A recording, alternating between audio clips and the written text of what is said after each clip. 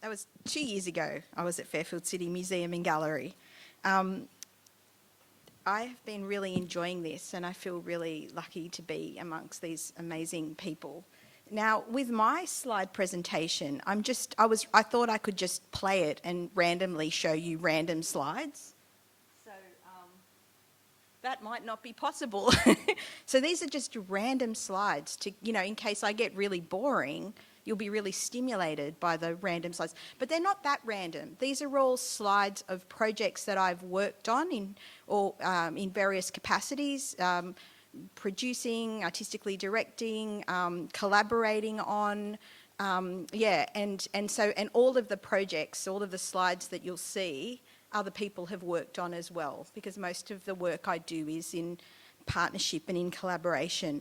I'm speaking today particularly from a position as someone who's worked in not-for-profit arts organisations and predominantly in community and cultural development organisations. I'm currently working at Diversity Arts Australia, which is a different kind of org, and I'll mention that a little bit if I've got time towards the end.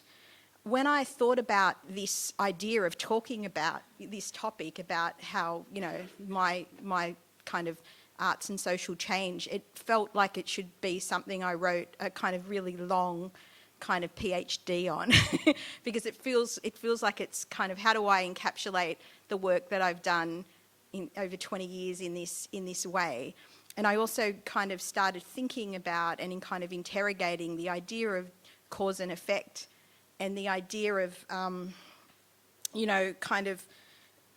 this, that we're using arts as a tool for social change. From my position of having worked as a, in arts producer roles, management roles, arts worker roles, and that seemed to be a kind of really instrumentalist kind of way of looking at, my role, that I would kind of think it's to me, it's more of an exchange and a kind of loop and a relationship that you have with communities and audiences and other artists and creatives that kind of creates the change through that process, and that those communities equally impact on the kind of the art that's produced and the way that change is kind of happening. I also thought a lot about the limited constraints that I work in. So I kind of have always in my mind separated out, or from a fairly young age, the kind of activist work I do that isn't funded by government or philanthropy or donors, and the work that I do in not-for-profit organisations. And I recognise the limitations and the constraints of the work that I do. There are projects that Paula will talk about that she's worked on where we've been censored by government for artwork that has been produced by communities with artists has been censored because it is negatively critiquing, for example, immigration policies. There's been projects that we've worked on that have literally had the plug pulled out while someone is performing, because it wasn't seen as a proper art form. And so, we're working within these constraints on a daily basis. I'm constantly negotiating internally and, within myself, how much do we negotiate? How much do we shift? How much do we change when we're seeking funding for projects? So that, occasionally artists can maybe eat, for example, although, I don't know, it's overrated really, eating, isn't it?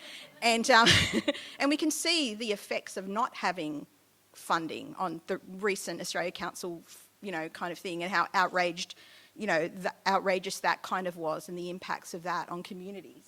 But, I had to really, think about those kinds of constraints and how radical you can really be within that kind of context when you're taking funding from a government or philanthropy or donors, and you're moulding sometimes your funding applications to also deliver outcomes for them, but also trying to maintain integrity and trying to also kind of develop projects that also meet community kind of needs.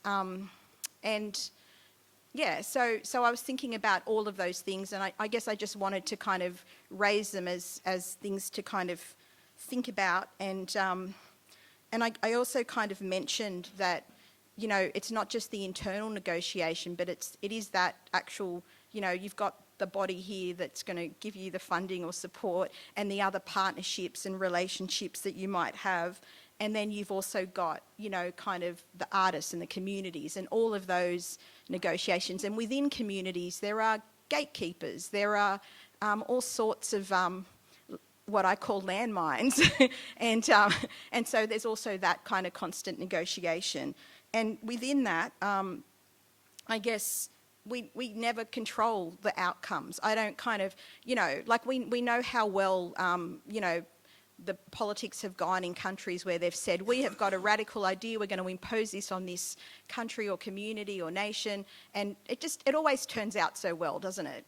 So, you know, that's what I do. I kind of wake up, I say, I've got this radical idea, I'm going to go work with these people in this public housing, you know, place, and I'm just going to, you know, they're going to all change for the better because of my radical idea. But that's actually never how it works, and that's just not the kind of process that I would ever take. So it is always about kind of that negotiation, that collaboration, and those relationships that you build to kind of affect change.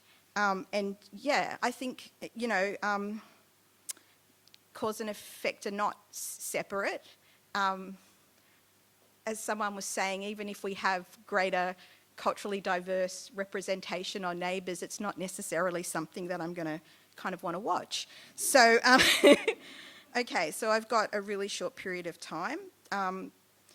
So most of my work in the past, you know, like I guess the longest period that I worked any one place was at Information and Cultural Exchange, or ICE, which is in Parramatta but has moved around Western Sydney, and I worked there for over a decade. And so having said all of that stuff, I still feel so passionate about working in spaces where I know that we can affect some level of change, even though I'm recognising that often that change is happening within these structures, and that we're not necessarily making radical change that's going to get, you know, we're not challenging these structures, but doing our best to be provocateurs and to rupture them and to, you know, kind of push the boundaries, I suppose.